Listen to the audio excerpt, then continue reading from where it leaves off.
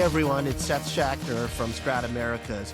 Welcome to Breaking Down the Biz. This is going to be a regular episode we do every week earlier in the week that looks at high-level news topics, basically, and gives you a sense of what's on my mind. And I'm going to plan to have others as well, so it won't just be me. It'll be a precursor to a regular weekly episode we do that's a fuller-length podcast discussion with guests. So hope you can join us for both, and I hope you like this one as well.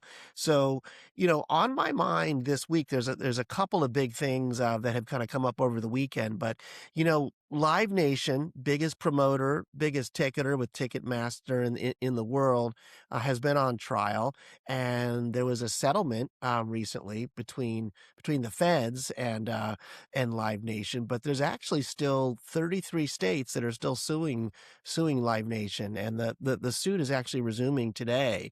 These states, including the one I'm in, California, as well as in New York, are alleging monopoly, that Live Nation engaged in monopolistic behavior, basically.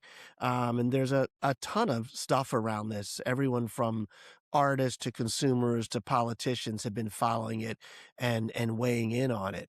But it's been very interesting just over the last few days. Some of the defense witnesses that have come onto the stand that Live Nation has called in D.C., and actually the trial's in New York, but have actually been saying some pretty very, revelatory things. They've said that they tend to use Ticketmaster more than they use any of the other ticket services, because Ticketmaster has a better experience and it's faster and it's easier for them. And it's not a surprise to kind of people who are in the live or ticketing business, but it's not always something that you're seeing in all the heat and all the anger. And I think that issue, that they maybe provide an easier ticketing platform than others, is probably the reason some of the mid-sized venues haven't kind of switched away from Ticketmaster.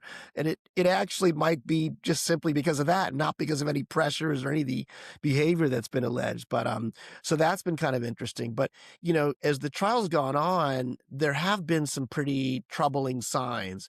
There's been some signs or evidence that's come out that there might have been certain employees at Live Nation that kind of steered some tickets to what's called the secondary market. So it goes way up in price, and it kind of goes into a market where, you're either buying tickets from scalpers or from some of the secondary markets, one of which Live Nation owns. But if that's the case, if, say some of those tickets were steered out to that market before fans could buy them, whether it's in a pre-sale or whatever the sale is, that's pretty bad stuff on for Live Nation. So I'm sure they'll try and counter that. So Live Nation's got a CEO, Michael Rapino. He's, I think, been everything from meetings in the White House with the president to being grilled, publicly on this. And, he's still arguing that, Live Nation is kind of the glue for a very complicated live music ecosystem. And it doesn't make sense to pull them apart. But, at the same time, there are staffers on the team that have been kind of caught, and the evidence has come out with them talking just like monopolists would talk, actually. So there's definitely, it's not a totally clear picture on what could happen with the states. So you never really know. I mean, it may turn out that they have some trouble there, but we'll watch that. The other thing I'm seeing in this case, is that artists now are kind of getting a sense that there isn't one kind of bad guy in the situation, that it's not just about Live Nation and Ticketmaster sticking it to everyone, that there are things like social media algorithms that play a very, very big role. Even things like AI are as well. And there's a lot of pressures just facing the industry in general. So, the market's complicated, and I think some artists are starting to realize that. I think that's actually a really good thing. So it'll be really interesting to watch what happens, if this trial goes to jury and it resolves. And, in particular, there was a settlement made at the federal level between the DOJ and between Live Nation. And one of the big things it did was to reduce the exclusivities around ticketing services and venues. So what venue uses what ticketer for which artist and concert comes in. And, it'll be interesting to see if anything happens at the state level, whether it's a jury decision or a settlement, and if it's different than what happened at the federal level, if it just mirrors that as well. So I'm personally, still a pretty big believer that the biggest problems here in what's called the secondary market with scalpers and with bots. And I think any of us who buy concert tickets have had those frustrating experiences. And yeah, I'm kind of hopeful at the state level they settle things in a way that actually helps consumers. And that's probably the biggest rub. If they don't, I think the FTC is going to go after scalpers and probably work on that to a degree that hopefully maybe put some limits around pricing and makes for a better experience with consumers. So that we're going to keep watching that. Hopefully we'll have some more discussions on that soon. I think it could deserve basically an entire episode. The other thing that I'm watching, there was a very big set of social media trials that had verdicts just before the Easter holiday. You probably heard about the big trial in LA, was certainly one in New Mexico as well. And they're both kind of looking at slightly different things. But I think the big thing, Meta was found guilty actually in these trials. And I think I'm sure they'll fight it.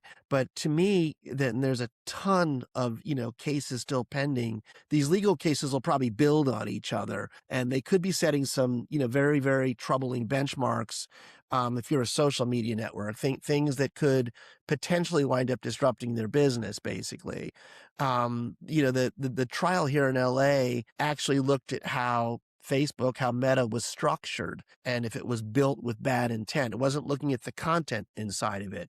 And so that's a pretty huge argument, and it was successful. So if, with the watch how that develops, if the cases and the verdicts keep coming in consistent with what happened in LA and also in New Mexico, they might be used as a lever to really change things, to change what's called Section 230 and put more liability on these social networks. And if that happens, it could be a really, really huge thing. So we'll have to watch that as well. Last thing I'd mention, we're having the Olympics here in LA in a couple years, and there was just some tickets that were put on sale for it. So for those of you who are wanting to go to the Olympics, I think there's events I think I saw Oklahoma. I think might have been in Ohio as well. I can't remember, in the Midwest.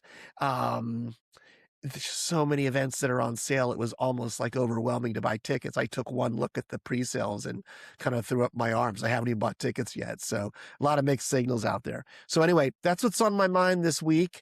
Hope you'll tune in later in the week. Thursday, we're going to have a brand new episode of Breaking Down the Biz. So check it out. If you like us, please hit subscribe. Thanks for listening, everyone.